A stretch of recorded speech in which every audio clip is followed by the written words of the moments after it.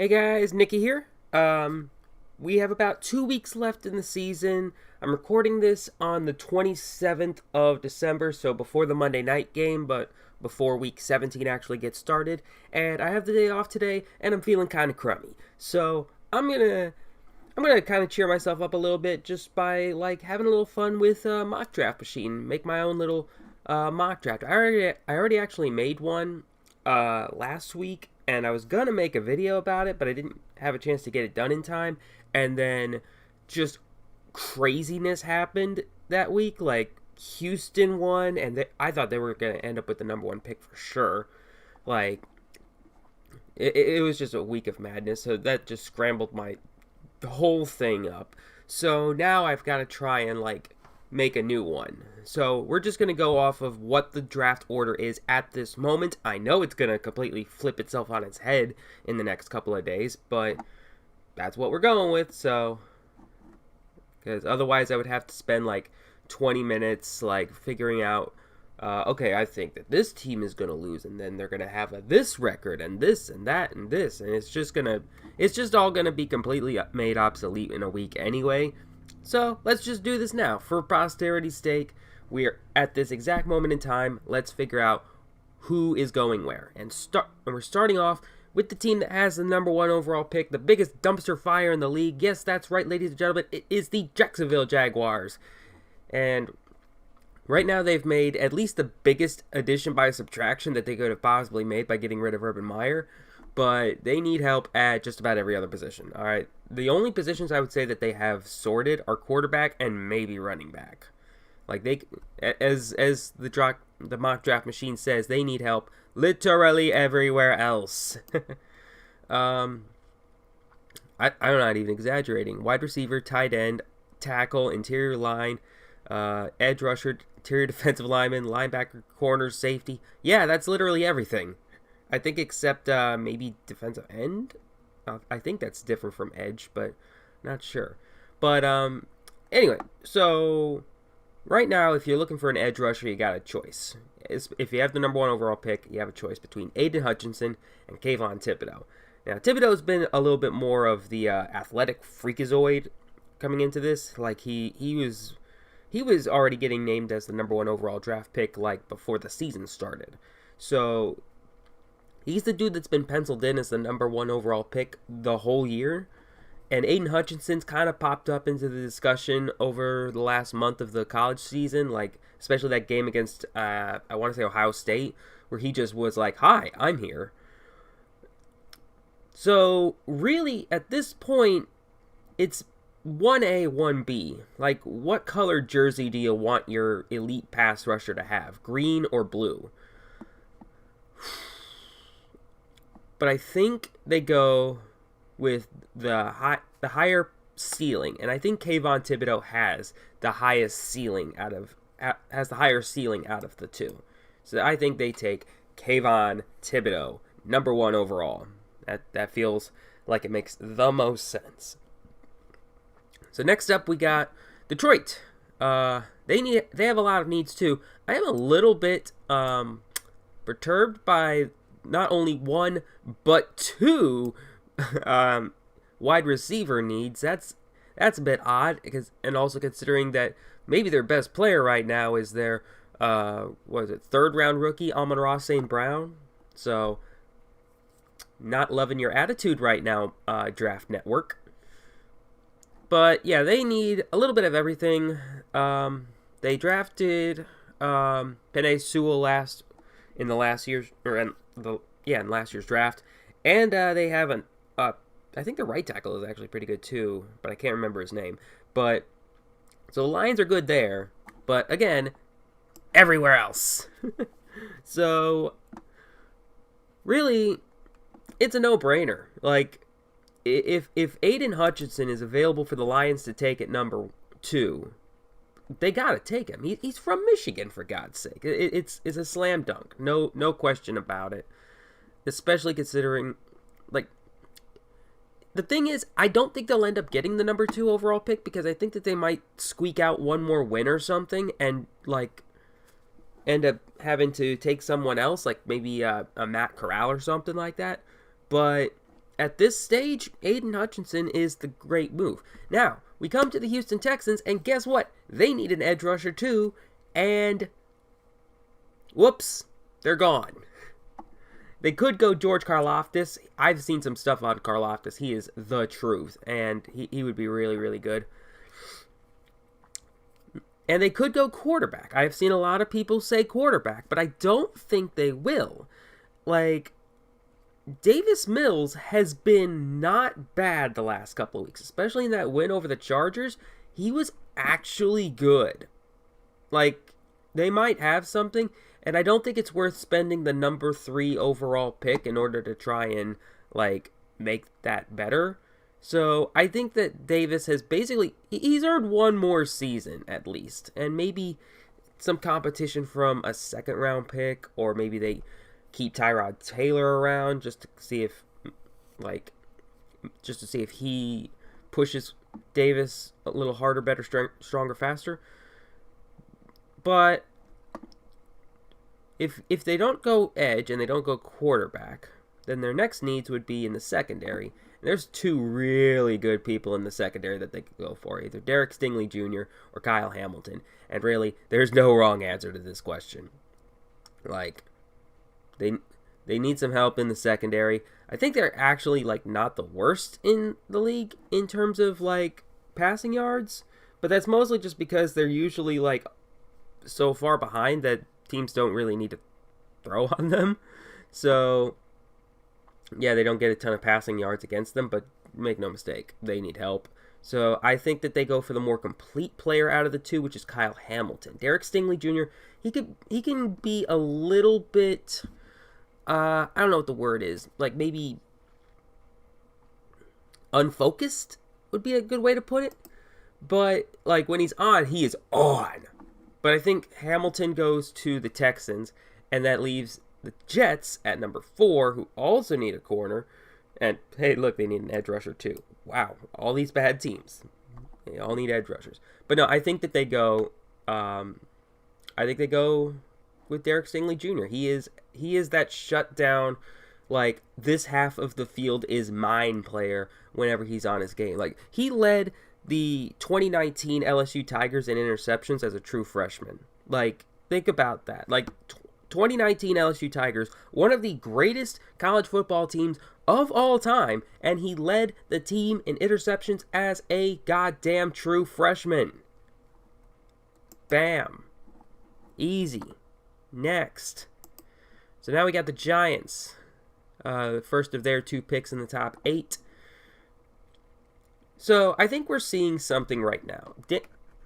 We are seeing that without Daniel Jones, the Giants' offense is completely hopeless.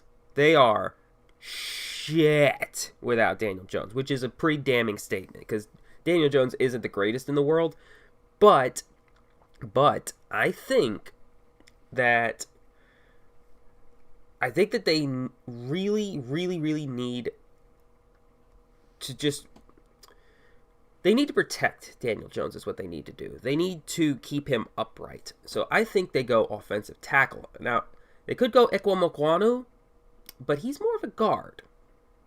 Like, he's one of those guys who could play pretty much anywhere, but maybe the best, like, straight-up tackle in this draft is Evan Neal. Like, this dude is a mean man. He could move around and be wherever you need him to be. So I like Evan Neal going to the Giants.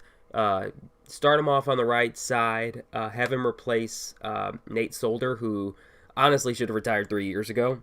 He is not that good right now. So, Evan Neal going to the Giants, which brings us to the Panthers. Panthers also need a tackle, but what they need more than anything else is a quarterback. Like, it is shocking how bad this... how bad the Panthers are at quarterback right now. So right now their options are Cam Newton, no. Sam Darnold, like, he's good if your opponents are nothing but just the worst teams in the league. But other than that, no. And PJ Walker, who worked in the XFL, Maybe not so much here. So I think they go quarterback, and I think that the strongest quarterback prospect in this draft is Matt Corral. Like, I think he makes the most sense to be the first quarterback taken. Dude has superb touch on his passes. He can make every throw you need him to, and he can make it with precision. Like, he's not the biggest quarterback in the world, but I think we're at the point now where we've moved on from that. Like, you don't have to be 6'4" in order to be a starting quarterback in the league. Like we're seeing it with Kyler Murray, we're seeing it with Russell Wilson when he was good. Oof. Like, you don't have to be like John Elway's wet dream in order to be the starting quarterback in this league anymore.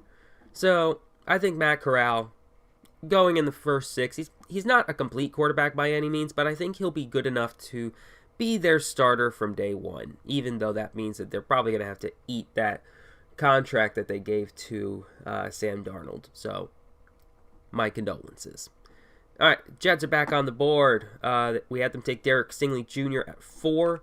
Who do we go for now? Well, they still need an edge rusher, still need a tackle, interior lineman, which would fit more with Okwonu.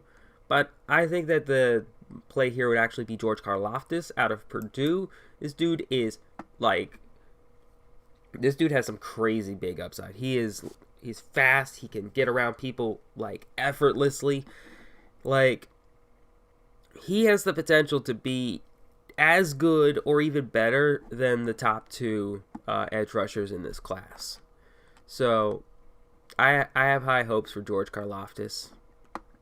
Even if it's just like if he's going to the Jets, like sympathy, hope for voice. All right, so Jets at number 8. Now, we could go say, well, here's the thing. So, I don't think they go quarterback. I just don't. Like, I think they're going to give Daniel Jones one more year, because the only time that the Giants offense was any good was when they had Daniel Jones in the lineup.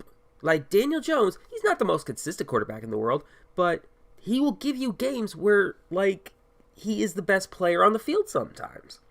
So, I think they double dip. They go 2 linemen to start the draft. Now, I get that linemen, aren't the sexiest picks in the world. But if you take 2 offensive linemen in the first 8 picks, that is a statement of intent.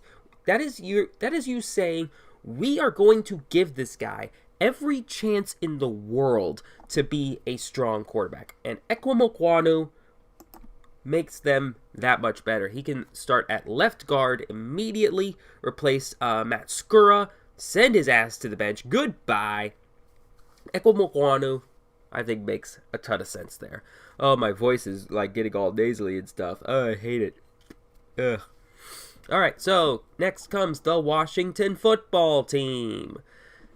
Now, if you would have asked me to do this mock draft a couple weeks ago, I would have thought there was no chance in the world that they go quarterback, because Taylor Heinicke was doing really, really good for them, and he's fallen off.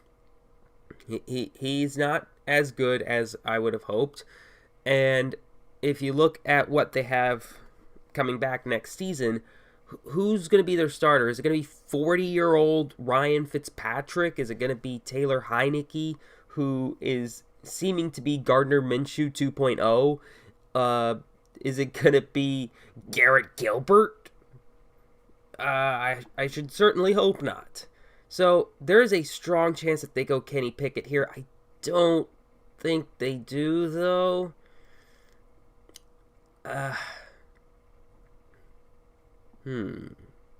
Actually, I wasn't going to do any trades in this, but what if Pittsburgh makes a move? Because they would probably want to get ahead of Denver, Minnesota, Philly, New Orleans. They're all going to need a quarterback.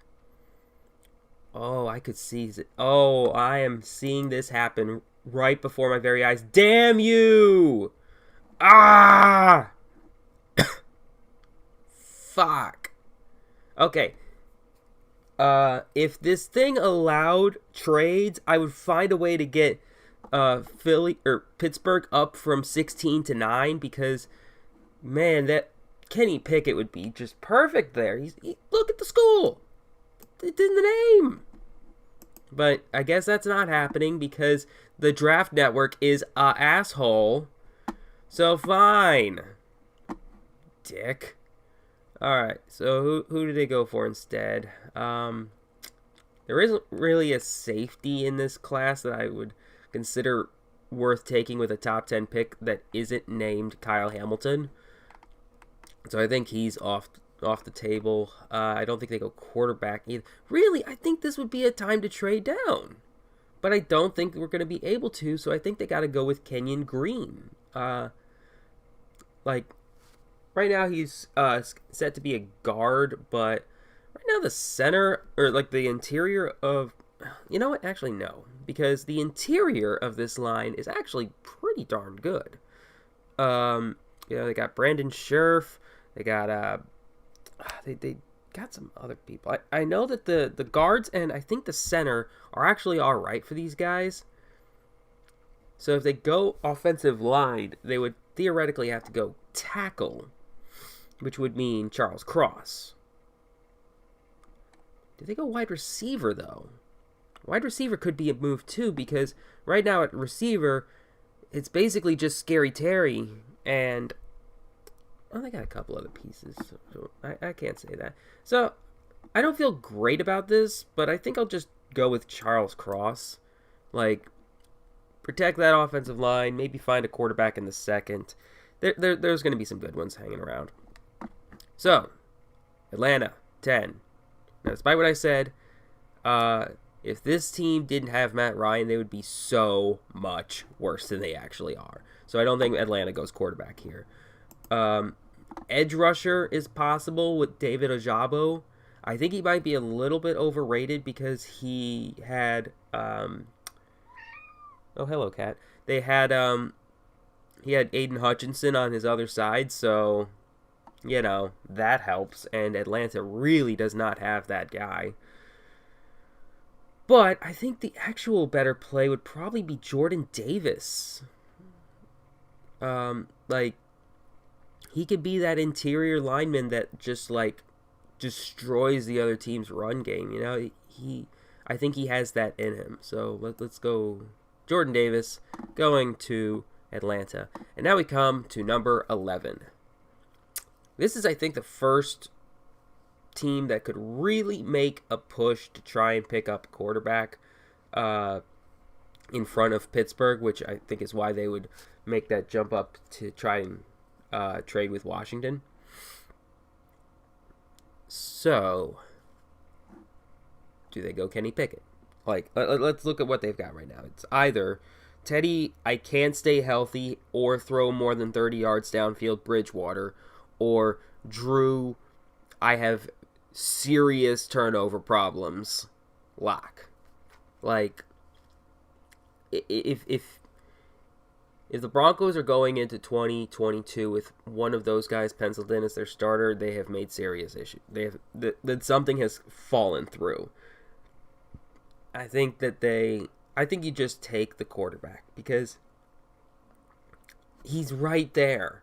He's right there. How many times are you going to just find a quarterback, like a good quarterback, like Kenny Pickett, just fall into your lap? I know he's not, the kind of... Is John Elway still, running this team? 6'2", 225. It's not the greatest, but it's pretty good. All right, I'm talking myself into Kenny Pickett. It's too easy. Quarterbacks just don't fall into your lap like this. So if you're going to get one of the two best quarterbacks in this draft class at anything outside the top 10, you get him. All right, so next up, the Vikings. They need help in the secondary. They need help in the interior line. I don't know why they need wide receiver. They have Justin Jefferson and Adam Thielen, so that's odd. Andrew Booth Jr., though, that makes the most sense. It's pretty cut and dry. They need, like, basically the Vikings just need the best defensive player available, and Andrew Booth Jr. fits that pretty well. Next is the Cleveland Browns.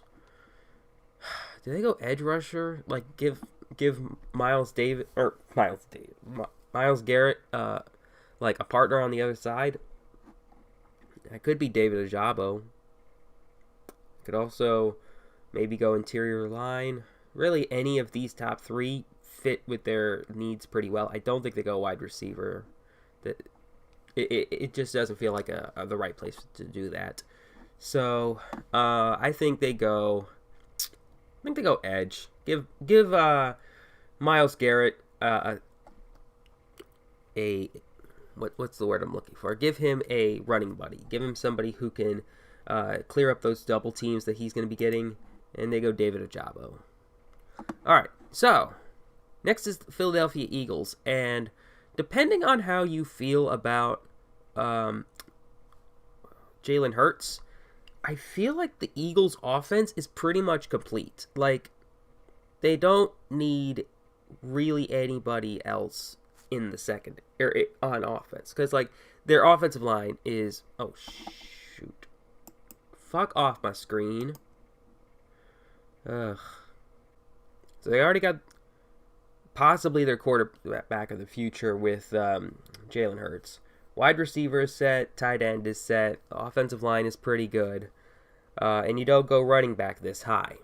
So who do you go with? You go with the defense. DeMarvin Leal, like, it's possible, but I think that the better option would be to get yourself a linebacker, and Devin Lloyd fits that bill very well. I think he makes a very good case to go there. Now, next up is the New Orleans Saints, and this is going to be a very good year for wide receivers. I think we're going to see several of them go.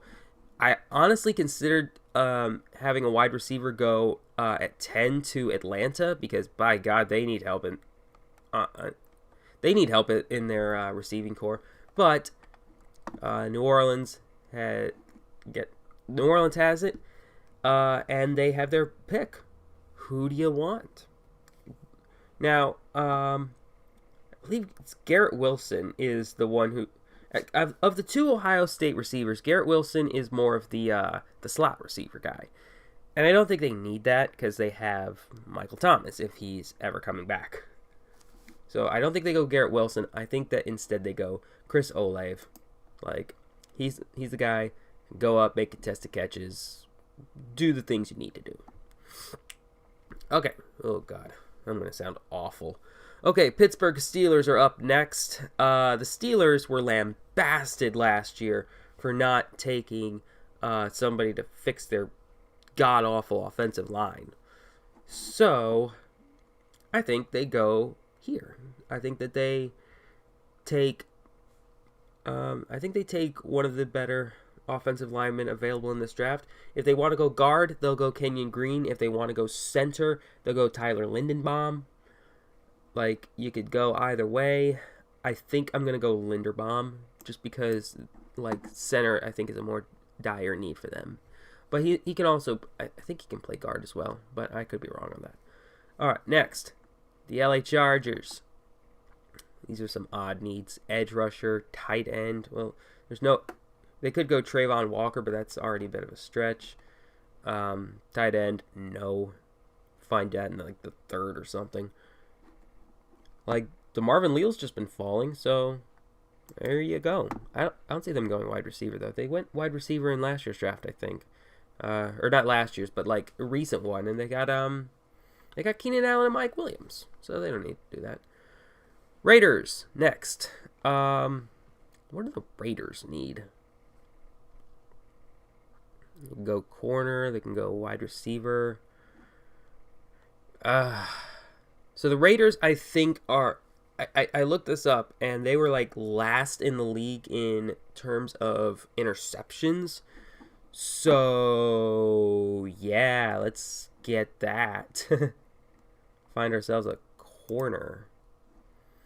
And there's some good ones available. Roger McCreary, Kyer Elam, Amon Garner, Trent McDuffie. These are all people who could be like first round picks. Like I have all of these guys like higher than this. Like if I were to make a big board, like all of these guys make it into the top 32.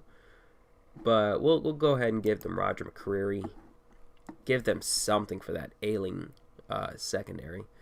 All right, Eagles are back on the clock again. So at they took a linebacker at 14. Now they're back up again. Come on. Do I have to go all? Did my thing freeze? There we go. Okay. So, who do they go from here? If you want to go defense, you're gonna have to reach a little bit because all of the top players left: lineman, receiver, quarterback, receiver, tackle. Oof. The best one would probably be Jaquan Brisker. I like him a little bit more than I like Trayvon Walker. So I'm gonna go with that. And besides, there's a chance Trayvon Walker might still be available at 23 because they have Indy's pick there. So we're going to go Jaquan Brisker, staying in Pennsylvania. Next up is the Baltimore Ravens. So, what did they do here? I don't know. Like, they must be, like, ranking these in terms of, like just ranking the biggest needs and just doing the top 10 needs. Because, like, in what universe do they need a tight end? They have Mark Andrews. Like, do you need someone to back him up? Yeah, sure. Maybe get that in the 7th. I don't know. The only thing I can think of is interior offensive line. Like, I think in my other mock draft, I had Kenyon Green going to the Ravens, so I'm just going to stick with that. Like, the Ravens have been battered to all hell and back, and they are still like a top 3 rushing offense, which is what's going to happen when you have an elite running quarterback on your team. Like, even if your running game isn't the greatest, just having that guy in there will make it super, like, it'll inflate those numbers. See also Philadelphia. So I think if they get a little younger and a little bit fresher on the interior of the offensive line, I think that will pay huge dividends. Next up, Miami. So they give up the most sacks in the league. They are going to get Tua Tagovailoa killed out there, so they need to go. They need to go offensive line, particularly at tackle. Like, they haven't had an elite tackle since they traded away Laramie Tunsil. Like, so they get themselves a starting tackle, Nicholas Petit-Ferrier. Nicholas Petit-Ferrier. He sounds Quebecan, like a Quebecer. So, but yeah, they find themselves an offensive lineman so that they can, like, not let Tua die out there. All right, next, the Patriots. Now, the Patriots have been a little bit spotty over the last decade or so when it comes to drafting elite level wide receivers. Like, in the first couple of rounds, like, they drafted Josh Dobson, they drafted N'Keal Harry, countless other receivers taken with high picks that have just not worked out. Like, but it's hard to say that receiver is not their biggest need, because right now they have a bunch of number 2s and number 3s on their team, but they don't have that number 1 who can take the top off of defense and really let the complementary receivers, like, do what they need to do. So I think they go Jamison Williams right here. Like, whenever you get a chance to get an Alabama wide receiver, you don't ask questions, you just make that pick. All right, we're back with the Eagles, and look who is still available. It's that guy I said earlier, Trayvon Walker. Boom. Things just kind of have a knack for working themselves out in this kind of situation. Next up, Arizona. This is the first team that... Well, no, they're not going to go running back. Actually, they could, because James Conner, I think, is on a 1-year deal. and he's going to want to get paid pretty well, and the Cardinals don't have a ton of cap space, so I don't think that they'll be able to shell out the big money for a running back. So they could conceivably go running back in the first. There's a couple of guys who probably won't be there when they come back around. Like Kenneth Walker Kenneth Walker could go with the very next pick. I'm heavily considering it. But I think that the smarter play is to go on defense, get yourself a corner. Like I said before, the corners in this draft class are pretty darn good, and this game seems to not think so, but I think that Kaiir Elam would really help out, because they have Byron Murphy Jr., and he's all right. But they need that second strong corner in order to completely envelop the field. So I think that they go Kaiir Elam right here. That seems like a pretty safe pick. Next, Buffalo. Now, like I was saying, Kenneth Walker III might be the play here. And one of my coworkers at work, actually one of my bosses, is a big Bills fan, and I floated the idea out there that they take Kenneth Walker III, and he was just like, fuck you! You don't take wide receivers or running backs in the first round, and the wide receiver I vehemently disagree with. But, like, running back, yeah, you might be right, but right now, the combination of Devin Singletary and Zach Moss, it's not working. Like, this dude, Josh Allen has to do basically everything for this Buffalo offense right now. They need a second option besides Stephon Diggs, because it sure as shit ain't Cole Beasley, because you never know when he's gonna just get suspended. So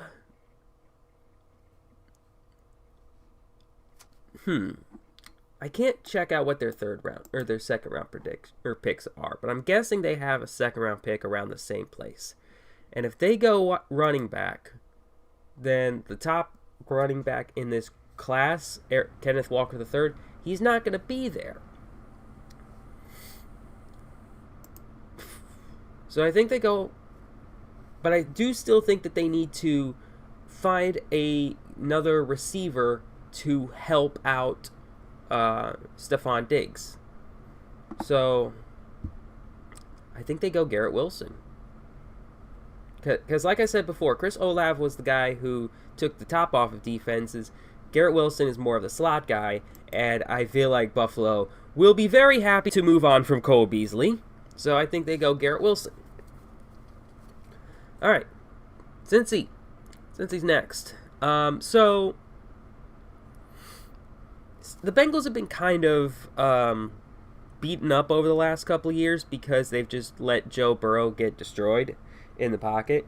And Jonah Williams has actually been an alright offensive lineman. So I don't think they need to replace him. And from what I remember, the guard is alright too, but I forgot his name. But there's 3 other offensive linemen, and there's still a couple of really good offensive lineman prospects that you can find at this stage in the draft. And I think they go with one of them. They take Trevor Penning out of Northern Iowa. Move him out to right tackle. Make sure that Joe Burrow can fling the rock and just scorch the earth on that like he did against the Ravens. Jesus Christ. I know who my winner of the week is. I don't know about you. Alright, next is Dallas. Like, I know that they're basically predicting this off of, like, a record right now. But this still implies that the Cowboys win a playoff game, which I think is physically impossible. So, sorry. Don't think so, guys. So, Dallas. Who does Dallas take? I don't think they go... Definitely don't go quarterback. Definitely don't go wide receiver. And definitely don't go linebacker. because I think you're pretty much good in all three of those. Daxton Hill would be the next guy up, and he fits into what they tend to do a little bit, you know. He's actually not the biggest one I think of, but, you know, big school, big name, versatile, can do whatever you need him to do. But I actually think, and this is going to be weird, but I think they go corner. And I can already hear you say, they already have Trayvon Diggs. And I get that. And Trayvon Diggs is has the most interceptions in the league this year, but he also, and this is something that people aren't going to tell you, he gives up a lot of big plays. Like, he is the purest distillation of the word ball hawk in the league. Like, he will go and he will try for the interception, and if he doesn't get the interception, he's going to give up the completion. Like, he's that kind of receiver. So I think, or he's that kind of corner. So I think that the smart play would be to draft a first round corner in order to, like, basically play smart ball with the other corners so that you tempt other teams to be like, well, Gardner's got him covered. And by the way, I'm thinking Ahmad Gardner. But yeah, Gardner has him covered. So maybe I just have to take my chances with Trayvon Diggs. Phew! So I think Ahmad Gardner makes the most sense for the Cowboys. It might be a bit of a weird move, but I see it working out. Next is the Buccaneers. Honestly, I think wide receiver might be a strong move because all of their wide receivers keep getting either hurt or suspended. So I wouldn't be shocked if they go here. Treylon Burks, Jahan Dotson. One of those two feels like a strong play. I don't know. It could also go Nakobe Dean, and I think that he has fallen a little bit. Like, 28 feels like really low for him. I feel like he could be a top 20 pick easily. But there's just not a ton of teams that have that dire of a need at linebacker. I think a smart play would be to just make sure that Tom Brady stays upright, make sure he has the protection that he needs, because, like, I know he's like everybody likes to do the whole, oh, he's a runner now, he can run with the ball. He's 44 years old. Let's not get crazy here. Like, he can scramble for 5 yards if you really need him to. So let's keep the old man in the pocket. I think they draft Darian Kennard. Makes a ton of sense. Yeah, easy pick. All right, so the Titans are up next, and oh, look at that. Biggest team need. Linebacker. Well, that was easy. Nakobe Dean. Welcome to the Tennessee Titans.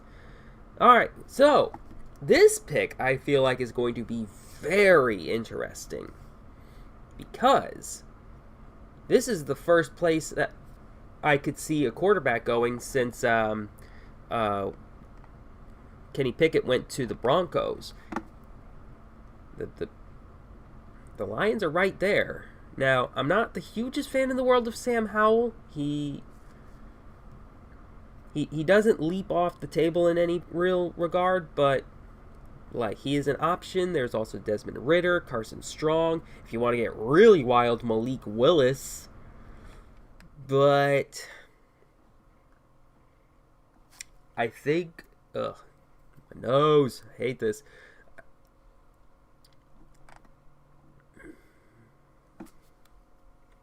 I actually think they go receiver here. I know I said earlier in the video that, you know, they don't really need a receiver because they have they have Amon-Ra. But I think that if you get another one, you can actually gauge excuse me. You can actually gauge whether or not Jared Goff can be a good quarterback because, you know, he'll actually have receivers. More than one. Actually, more than two because they do have TJ Hawkinson. So I think they go receiver here, and they go Treylon Burks out of Arkansas.